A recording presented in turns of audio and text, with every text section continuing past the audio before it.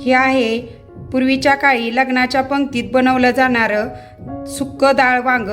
घरच्या साहित्यात आणि एक छोट्याशा वाटणानेच ह्या भाजीची चव मात्र अप्रतिम लागते। भाकरी गरम चपाती सोबत आपल्या तोंडाची चव वाढवणारी अशी ही सुक्या डाळ वांग्याची भाजी।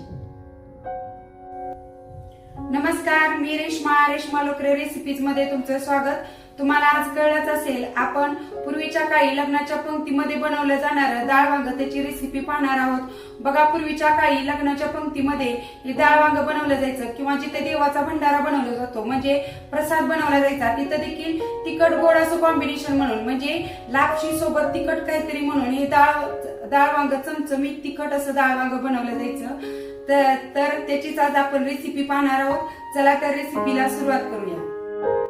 अगोदर आपण डाळ वांग बनवण्यासाठी साहित्य पाहतोय। इथं मी अर्धा किलो वांगी घेतली होती, त्याच्या अशा फोडी करून घेतलेल्या आहेत आणि हे बघा देठासहित देखील फोडी करायच्या आहेत आणि नंतर त्या अशा मिठाच्या पाण्यात ठेवलेल्या आहेत मी काळ्या पडू नयेत म्हणून। इकडे मी ह्या भाजीसाठी आपल्याला वाटण बनवायचं आहे, त्यासाठी मी इथं अर्धी वाटी सुक्या खोबऱ्याचा खीस घेतलेला आहे, 10 ते 12 लसूण पाकळ्या घेतलेल्या आहेत, थोडासा आल्याचा तुकडा घेतलेला आहे आणि थोडीशी कोथिंबीर घेतलेली आहे। आणि इकडे मी पाव वाटी हरभरा डाळ 2-3 तास भिजत ठेवली होती, त्याची भिजून अर्धी वाटी ही हरभरा डाळ झालेली आहे। इकडे फोडणीसाठी तेल घेतलेलं आहे, पाव चमचा जिरं घेतलेला आहे, पाव चमचा मोहरी घेतलेली, अर्धा चमचा हळद घेतलेली आहे, थोडासा हिंग, कढीपत्त्याची 7 ते 8 पाने, 1 चमचा काळा तिखट मसाला घेतलेला आहे, 1 चमचा धना पावडर घेतलेली आहे, 1 चमचा गरम मसाला घेतलेला आहे, 1.5 चमचा बॅडगी मिरची पावडर घेतलेली आहे, 1 चवीनुसार मीठ घालायचं आहे आणि इथं 3 चमचे शेंगदाण्याचे असे मोठे कूट घेतलेले आहे।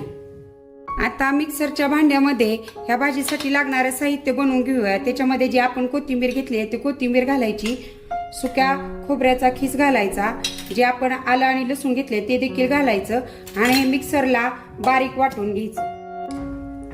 आणि हे बघा त्याचं मी असं बारीक वाटण तयार करून घेतलं आहे। आता आपण भाजी फोडणी घालूया। तेल गरम झालं की त्याच्यामध्ये मोहरी घालायची, मोहरी छान तडतडली की जिरं घालून घ्यायचं, जिरंही थोडंसं फुलून द्यायचं। जिरं घातल्यानंतर कढीपत्ता घालायचा, त्यानंतर हळद आणि हिंग घालून घ्यायचा। त्याच्यानंतर आपण जे वाटण बनवलेलं आहे ते देखील ह्याच्यामध्ये घालायचं आणि थोडासा मी गॅस कमी करते, तेल चांगलं तापलेलं आहे आणि हे वाटण ह्याच्यामध्ये छान परतून घ्यायचं। अगदी 1 मिनिटभर हे वाटण परतलं की ह्याच्यामध्ये जे आपण काळं तिखट घेतलेलं आहे ते देखील घालायचं। इथं मी 1 चमचा घेतलेला आहे, तुम्हाला जास्त झणझणीत आवडत असेल तर तुम्ही याचं प्रमाण वाढवू शकता। त्याच्यानंतर जी आपण घेतलेली धना पावडर आहे ती देखील घालायची, गरम मसाला आणि बॅडगी मिरची पावडर आणि हे देखील ह्याच्यामध्ये छान मिक्स करून परतून घ्यायचंय।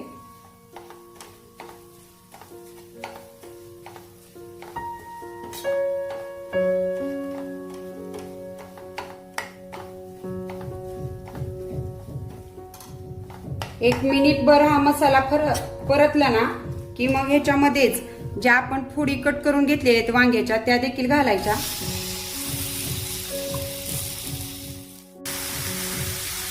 आणि जी आपण डाळ घेतली आहे ती देखील ह्याच्यामध्ये घालायची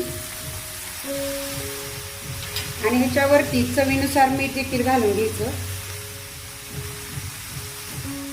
आणि हे आता छान असं मिक्स करून घ्यायचं फोडी मसाल्यांमध्ये। ही माझ्या आईची पद्धत आहे, माझी आजी तर ही वांग खूप छान बनवायची।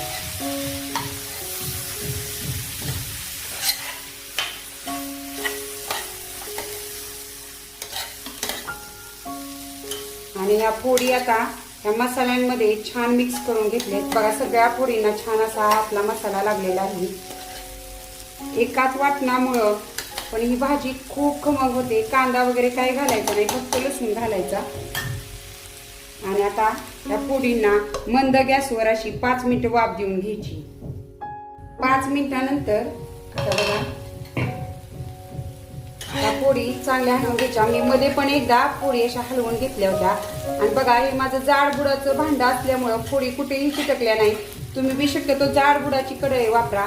आणि जर तुम्हाला वाटलं की इथं असं खाली बुडाला वांग चिटकतंय तर काय करायचं, कोमट पाणी करायचं आणि थोडंसं या फोडींवर घालायचं. शक्यतो जेवढं शक्य होईल तेवढ्या कमी पाण्यात या फोडी शिजवून घ्यायच्यात आपल्याला भाजी. आणि आता बघा, हे फोडी अगदी थोड्याशा शिजलेल्या आहेत, आणखी कच्च्या वाटतायत, म्हणून आपण आणखी 10 मिनिटं ह्याला शिजवून घेणार आहोत. आणि हे बघा 10 मिनिटं झालेली आहेत. मध्ये मध्ये 1-2 वेळा असा या फोडी चांगल्या हलवून घ्यायच्या, म्हणजे त्या तळाला चिटकत नाही. आणि हे बघा, माझ्या फोडी कुठं चिटकलेल्या नाहीत आणि छान अशी आता भाजी देखील आपली शिजलेली आहे. हे बघा, आणि वांग कधी पण बोटचेप शिजवून घ्यायचं, फार गाळ शिजवायचं नाही. आणि आता आपलं वांग छान शिजलेलं आहे. आता ह्याच्यामध्ये जे आपण शेंगदाणा कूट घेतलेला आहे ते घालायचं आणि ही भाजी छान हलवून घ्यायची. शेंगदाणा कूट आधी घालायचं नाही. कधी कधी काय होतं, ते बुडाला चिटकण्याची जास्त शक्यता असते, म्हणून शेवटी घालायचं शेंगदाणा कूट. आणि अगदी 1 मिनिट आणखीन आपण ह्याला शिजवून घेऊया. आणि 1 मिनिट झालेला आहे. शेंगदाणा कूट टाकल्यानंतर आपण त्याला 1 मिनिट वाफ द्यायची, म्हणजे ते खूप छान त्याच्यामध्ये भाजीमध्ये मुरतं. छान अशी आपलं डाळ वांग चमचमीत असं डाळ वांग तयार झालेलं आहे. इथं मी थेंबर सुद्धा नंतर पाणी टाकलेलं नाही. आणि ह्याच्यावर अशी कोथिंबीर घालून घ्यायची बारीक चिरलेली. गरम भाकरी, गरम चपाती किंवा लापशी, गोड लापशी सोबत तोंडी लावण्यासाठी तिखट असं काहीतरी म्हणून खूप छान वांग्याची भाजी लागते. नक्की ट्राय करा. आणि हे आपलं चमचमीत असं डाळ वांग तयार आहे. एकदम घरच्या साहित्यात तयार होणारं आणि एक छोट्याशा वाटणाने ह्या भाजीला खूप खमंगपणा येतो आणि तोंडाची चव वाढवणारी ही भाजी आहे जुन्या पद्धतीची. नक्की ट्राय करा. तर कशी वाटली आजची ही विस्मरणात गेलेल्या डाळ वांग्याची रेसिपी ते मला कमेंट मध्ये नक्की सांगा. आणि कोण वयोवृद्ध माझे व्हिडिओ बघत असतील तर त्यांनी नक्की मला कमेंट करून सांगा की तुम्ही लग्नाच्या पंक्तीमध्ये असं डाळ वांग खाल्लंय का. रेसिपी आवडल्यास रेसिपीला लाईक अँड शेअर करा आणि अशाच रेसिपीसाठी आपल्या चॅनेलला सबस्क्राईब करा. रेसिपी बनवण्यासाठी तुम्ही माझा व्हिडिओ निवडला त्याबद्दल मनपूर्वक धन्यवाद.